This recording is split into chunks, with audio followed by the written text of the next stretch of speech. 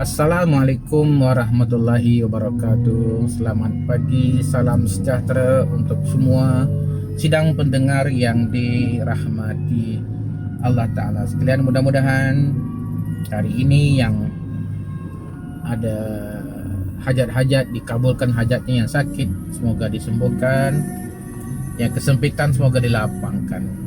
Oke sahabat-sahabat, ada pertanyaan dari sahabat kita, Cikgu Syam, saya ini sudah cuba berubah, tapi saya tidak boleh juga berubah. Sepertinya saya sudah salah memilih bidang.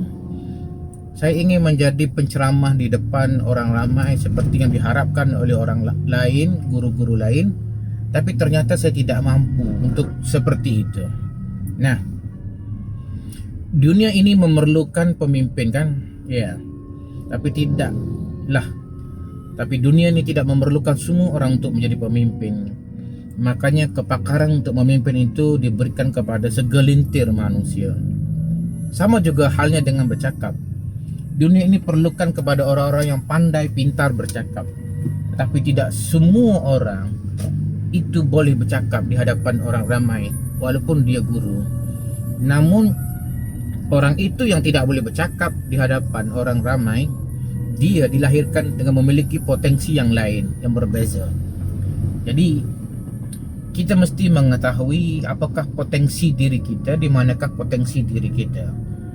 Orang yang pandai bercakap di hadapan orang ramai, kita belum tahu kerja dia di belakang itu. Bagaimana filing dia gagal, bagaimana cara kerja dia berstruktur tu beramburadul, berterabur, ya. Jadi setiap orang tu ada kelebihan masing-masing. Tidak ada orang yang memiliki kepintaran dalam semua hal, dan tidak ada manusia juga yang dilahirkan zero dalam semua hal. Tuhan melahirkan orang itu yang ini tinggi, yang ini rendah, ya. Bukan tinggi tubuh badannya, tapi kepakarannya. Dalam bidang bercakap tinggi, tapi dalam bidang seni visual rendah contoh, ya.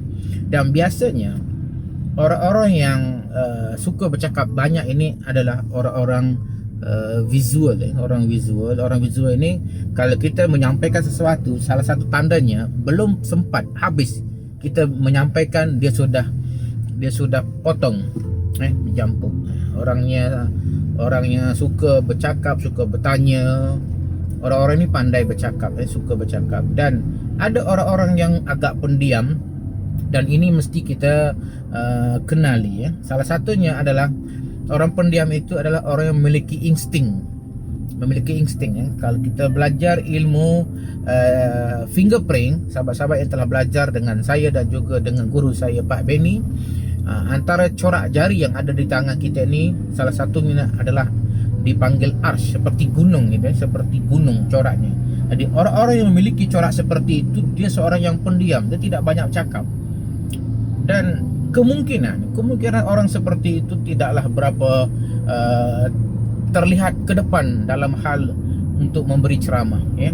Dan orang-orang yang suka berceramah ini juga adalah orang-orang yang nombor 4 dari segi nombor asas tarikh lahir. Karena orang nombor 4 ini orang yang berkecimpung dalam dunia keilmuan, suka belajar, suka mencari dan suka memberi, ya. Ilmu yang dia dapat, dia simpan dan dia beri pada orang. Itulah dunia dia. Jadi dengan itu, nak tak nak, mau tak mau, dia terpaksa memandaikan diri dia untuk bercakap di hadapan orang. Dan itu adalah potensi bawaan yang sudah ada dalam diri kita masing-masing, ya. Dan bagi guru-guru yang tidak pandai bercakap di hadapan orang ramai, itu anda tidak perlu khawatir, tidak perlu risau, tidak perlu merasa minder, rendah diri. Anda ada kepakaran lain. Jadi saya nak share kepada guru-guru yang ada di satu lokasi di Malaysia ini, kalau boleh, kalau boleh anda kumpulkan semua guru-guru itu, guru konseling lah khususnya, untuk saya berikan ilmu biar anda tahu untuk mempelajari personality manusia. Andai tak pandai bercakap, ya pandai bercakap, datang belajar. Seandainya AJK kawasan itu bersetuju, seperti di Kuala Krai hari itu, kita deal dengan PPD, Pejabat Pendidikan Daerah, dan Pejabat Pendidikan Daerah akan keluarkan surat, dan semua guru dimestikan datang, untuk mendengar, dan saya akan hadir ke situ lah. Ada yang tanya, saya belajar itu secara berdepan ke online. bagusnya belajar itu berdepan ya. Mengambil ilmu ijazah itu mesti berdepan. Kalau online itu kita hanya dapat berapa persen saja ya. Contoh, ketika saya berdoa dalam majelis ilmu, ramai yang deep mendengar doa itu dan langsung jatuh ke dada. Tapi ketika saya baca doa itu secara live, itu online, saya tidak melihat ada orang-orang yang deep ya, orang-orang di karena tengah berdoa itu ada suara anak di belakang, ada suara suami buka tutup pintu, panggil anak. Jadi itu menghilangkan fokus untuk belajar. Namun kalau belajar berdepan itu, jangankan orang Islam, non Muslim saja yang mendengar doa yang saya bacakan tadi, bukan tadi, pada hari itu, selepas habis acara, mereka datang dan bisikan di telinga saya, bagus doa tadi. Artinya deep, karena masuk ke jiwa, karena berdepan. Karena kita tutup dewan, kita pasang audio dan speaker kita tu tidak terganggu oleh suara lain. Bagusnya belajar berdepan. Jadi cikgu-cikgu usahakan kalau boleh seperti tadi ya, seperti di Kuala Krai. Kalau tak boleh, maklum sajalah ya, maklum saja, bukan semua tempat boleh. Kita boleh usahakan sendiri-sendiri ya. Kumpulan seberapa ramai yang suka belajar, minat belajar, dan kalaulah itu boleh menutup saya punya minyak kereta pergi balik dan sedikit upah saya bercakap hari itu, insyaAllah saya akan pergi ya. Kalau sekadar duit minyak pergi balik hari ini, janganlah kita bagi tahu ikhlas sajalah. Hari ini bukan dunia ikhlas sajalah. Hari ini kita mencari keuangan untuk menutup modal-modal kita ini. Lagipun tidak banyak benda yang kita dapat itu lebih banyak daripada apa yang kita keluarkan. Okey, itu saja. Jadi kesimpulannya, tidak semua orang dilahirkan pandai bercakap.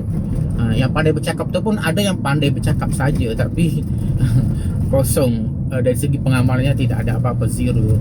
Na'udzubillah ya. Allah terus tapi zero dalam kehidupannya. Dia gagal mengurus keluarganya, hutang dengan orang di sana sini, zero. Gagal, orang yang gagal dalam hidup ini. Dan janganlah bangga sangat tengok orang pandai bercakap apalagi orang pandai bercakap tidak ada ilmu agama, hanya ilmu biasa-biasa saja.